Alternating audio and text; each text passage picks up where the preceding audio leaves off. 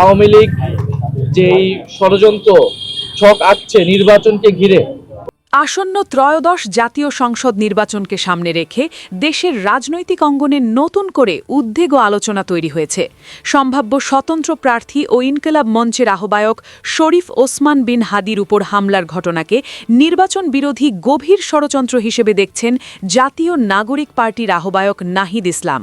তার মতে এই হামলা কোনো বিচ্ছিন্ন ঘটনা নয়, বরং একটি ধারাবাহিক রাজনৈতিক চক্রান্তের অংশ, যার লক্ষ্য নির্বাচনী প্রক্রিয়াকে প্রশ্নবিদ্ধ করা এবং নির্দিষ্ট নেতৃত্বকে বিতর্কিত করে তোলা।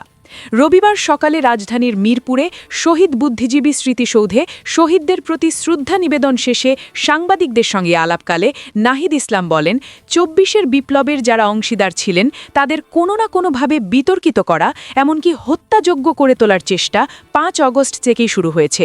শরীফ ওসমানের উপর হামলা সেই অপচেষ্টারই ধারাবাহিকতা। তিনি বলেন, একটি শক্তি মনে করছে ২৪-এর নেতৃত্বকে সরিয়ে দিতে পারলে বিপ্লবের চেতনাকে নস্যাৎ করা সম্ভব হবে, কিন্তু বাস্তবে তারা সেই লক্ষ্য অর্জনে ব্যর্থ হবে। শহীদ বুদ্ধিজীবী দিবসের তাৎপর্য তুলে ধরে এনসিপির আহ্বায়ক বলেন, ১৪ই ডিসেম্বর বাংলাদেশের ইতিহাসের অন্যতম একটি কালো দিন। ১৯৭১ সালের মহান মুক্তিযুদ্ধের বিজয়ের প্রাক্কালে পরিকল্পিতভাবে দেশের লেখক, সাংবাদিক, শিক্ষক ও বিভিন্ন পেশাজীবী বুদ্ধিজীবীদের হত্যা করা হয়েছিল, যাতে বাংলাদেশ একটি স্বাধীন জাতি হিসেবে এগিয়ে যেতে না পারে। সেই সময়কার ষড়যন্ত্রমূলক মানসিকতা আজও বিভিন্ন রূপে ফিরে আসছে বলেও তিনি মন্তব্য করেন।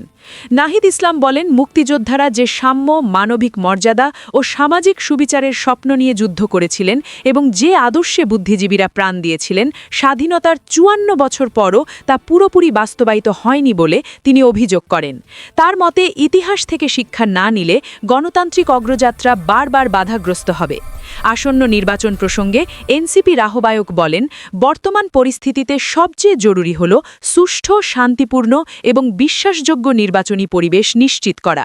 তিনি জানান, এনসিপি গণতান্ত্রিক উত্তরণের পথেই এগোতে চায় এবং জনগণের কাছে দেওয়া সংস্কারের প্রতিশ্রুতি বাস্তবায়নে তারা অঙ্গীকারবদ্ধ।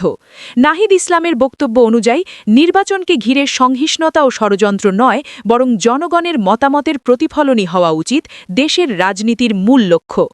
রাজনৈতিক অস্থিরতা ও সংহিষ্ণুতার আশঙ্কার মধ্যে এই বক্তব্য নতুন করে প্রশ্ন তুলেছে, নির্বাচনের আগে এমন ঘটনাগুলো কি সত্যিই একটি পরিকল্পিত চক্রান্তের ইঙ্গিত দিচ্ছে, নাকি এগুলো রাজনৈতিক বাস্তবতারই অংশ?